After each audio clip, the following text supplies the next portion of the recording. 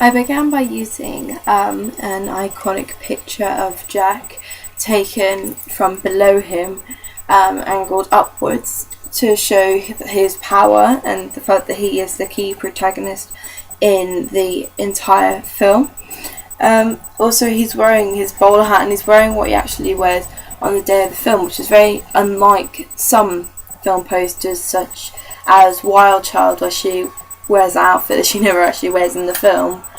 And I also took it on the same day of filming, so I had a photo shoot whilst filming, unlike my teaser posters, which were taken on the second day of filming. These were taken on the first day, when this was so that he could look the way I intended him to look during the film. I used the red colour to brighten up the image and to make it look more light-hearted, because originally it was all in black and white and it wouldn't really draw attention to it the way in which I wanted attention drawn to my film. It just kind of blacked it out and it just seemed very dull and uninteresting. I also took a bit of inspiration from Trainspotting, which did use a combination of black and white and colour, because I originally thought I was going to have the hats in the background in black and white. But when I did the red tint in PicMonkey.com and Pixlr.com, I realised that it looks a lot more effective if it was all the same colour. But in the text at the front, I put in black on top of the red, due to audience feedback, which suggested that I made it clearer and easier to read. So by having two colours, it meant it was easy to see it on his leg as well as the rest of the picture. I used the images of bowler hats flying in to show that they're going to be a key part of the film, but not to give too much away. For example, I could have had the photographs coming in, but I felt that would be giving too much away, because when I looked at other film posters, I found that they just gave a slight clue into what's happening rather than telling you everything that's going to happen in the film. Similarly, that's why I didn't use Evie's image in my final poster, because the idea was she was a surprise. You're like, when it all comes into colour, it's meant to be surprised. I got something different happening. So that's why I didn't use her in the final poster. Also, I thought having more than one person would have thrown it off a bit, maybe. For example, if I'd had her in the corner, it would have put it off balance, because him being in the centre, surrounded by all his bowler hats, all balances it out quite nicely, so it's quite even on both sides. So if I'd put Evie in there, then it would have been out of balance and it wouldn't have looked right. And most posters don't have more than one person in them if it's got one main character, like this poster, if it's in this style of this poster. In terms of font, I used a quite childish, almost playful font.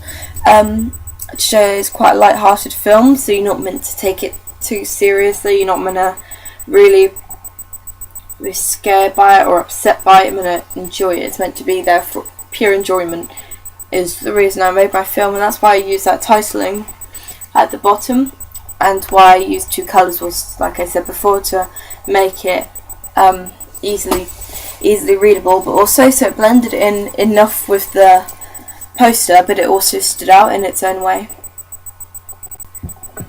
My review really tackled my target audience, which would have been my kind of age range, but more towards the independent film kind of side, because that is really the sort of people who do watch short films, but also because it's quite surreal and it's not something that everybody would enjoy.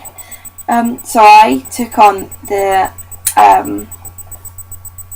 layout out of a Sight and Sound magazine, which meant that so I picked up on that by using a big photograph, and I analysed them, as you can see in one of my other blogs.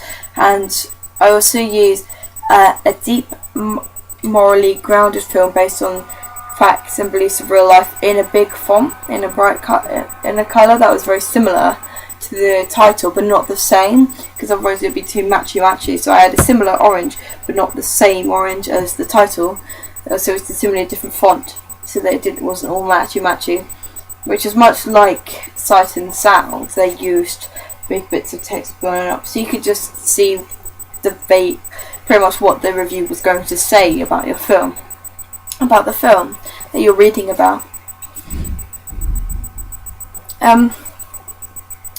The use of the big photo as well. That's not actually a screenshot from the film, which it is in most film. In most film reviews, they'll use a screenshot from the film, but this was actually taken around the time that the shot was taken on the video camera. So I took it with my digital camera. I bet it was a lot higher quality, and you could see it clearer. In terms of areas I could have improved on both of them, my review could have been longer. I could have written more. I could have maybe studied even deeper into the kind of language they used for Sight and Sound magazine to make it fit in with Sight and Sound far better. Also, my poster, it does look almost too light-hearted, and maybe it doesn't really interest people enough. I obviously changed an aspect of it, which was titling, due to audience feedback, which was very good. But if I'd got more audience feedback on it, for example, asking people about what the colour looked like, what they thought about it, what they liked about some parts, what they didn't like about other parts, I would have been able to develop it more for my audience to enjoy, rather than them just correcting one thing, which was the titling. Similarly, I could have used, with the bowler hats coming in, there's one part which I think I managed to cover up, but there was, because it was in a white box, it meant that part of it was coming into the photograph, so you could just see a corner, but I think I managed to cover that up with the titling. It's on this in the shoulder, this right shoulder, you can see a bit of corner of white, which I could have changed, but I hadn't really realised it until it was all finished. Also, maybe you could have used smaller bowler hats in the background as a set background, and said more about my inspiration, which was a painting. I can't remember who by, but it's about all these men coming down with umbrellas. I think they were wearing bowler hats, and the idea of things all coming down from the sky, very surreal, was really the inspiration for my poster. Yeah.